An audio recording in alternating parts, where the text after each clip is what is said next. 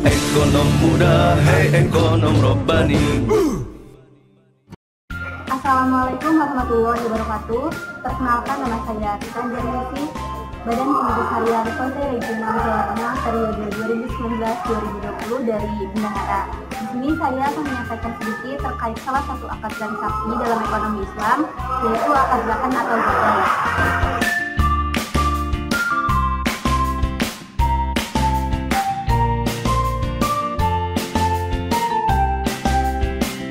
Apa sih rahan itu? Menurut bahasa, rahan berarti tetap, kekal, dan berkesinambungan. Rahan juga bermakna al-habsu, yang berarti menahan atau jaminan. Akad rahan dalam istilah terminologi positif disebut dengan barang jaminan, agunan, dan runggahan. Dalam Islam, rahan merupakan sarana saling tolong-menolong bagi umat Islam tanpa adanya imbalan. Secara terminologi, ada 3 definisi rahan yang dikemukakan oleh ulama fikih. Yang pertama, ulama Malikiyah. Ulama tersebut mendefinisikan rahan sebagai harta yang dijadikan pemiliknya sebagai jaminan utang yang bersifat mengikat. Nah, menurut mereka, yang dijadikan barang jaminan itu bukan hanya harta yang bersifat materi, tapi juga yang bersifat manfaat tertentu. Ulama yang kedua yaitu ulama Hanafiyah, di mana mendefinisikan rahan dengan menjadikan suatu barang sebagai jaminan terhadap hak atau piutang yang mungkin dijadikan sebagai pembayar hak atau piutang itu, baik seluruhnya maupun sebagian dari barang tersebut. Ulama yang ketiga yaitu ulama Syafi'iyah dan Hanabilah, di mana ulama tersebut mendefinisikan rahan dengan menjadikan materi atau barang sebagai jaminan utang yang dapat dijadikan pembayaran utang apabila orang yang berutang tidak bisa membayar utang. Nah, definisi ini mengandung pengertian bahwa barang yang boleh dijadikan jaminan utang itu hanyalah yang bersifat materi, tidak termasuk manfaatnya, sekalipun manfaat itu menurut mereka termasuk dalam pengertian harta.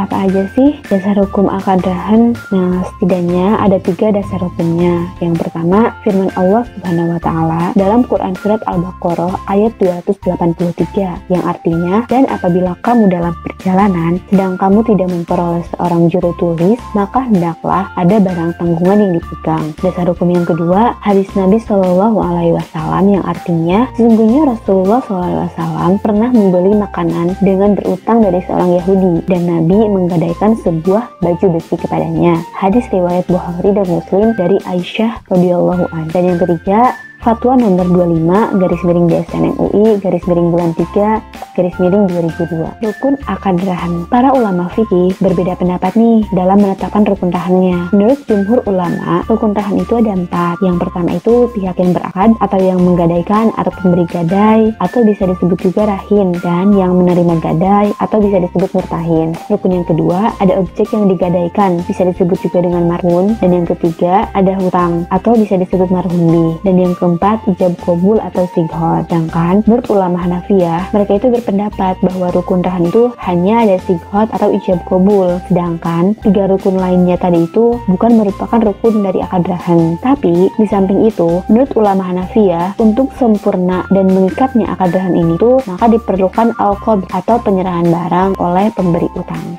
Syarat sah akad rahan. Agar pelaksanaan akad rahan sempurna, berikut ini ada beberapa syarat dari sahnya akad rahan. Yang pertama, syarat pihak yang berakad. Jadi, pihak yang berakad ini tuh harus cakap hukum.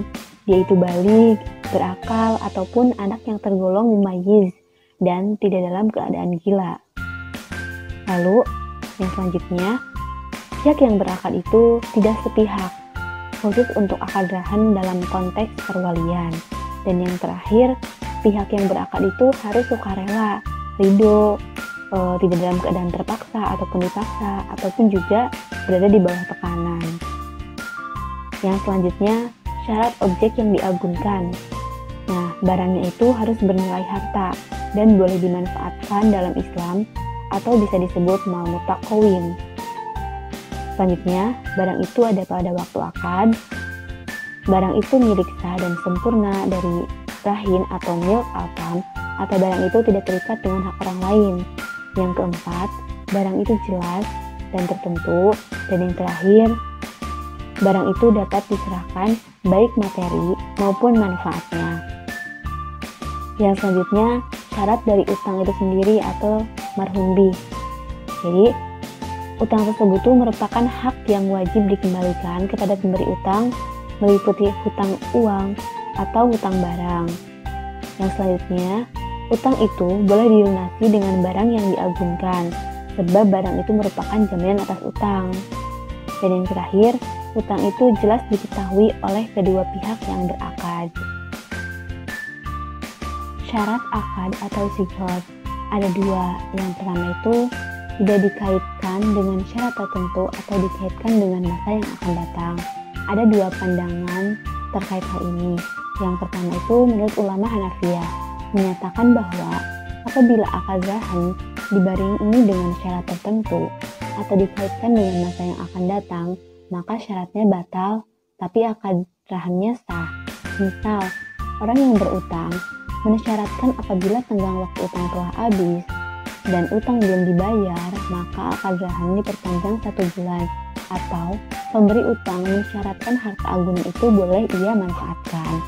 Sedangkan menurut ulama Hanabilah, Malikiyah, dan Syafi'iyah menyatakan bila mana syarat itu adalah syarat yang mendukung kelancaran akad, maka syarat itu diperbolehkan.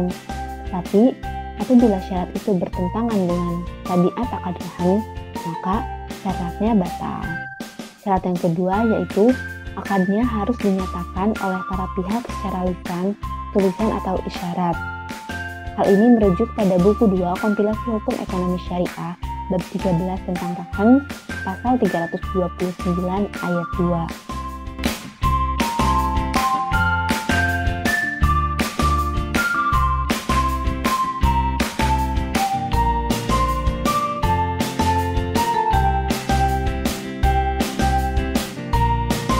Setelah kita berbicara tentang teori akad rahan, di sini kita bisa melihat skema dan implementasi akad rahan.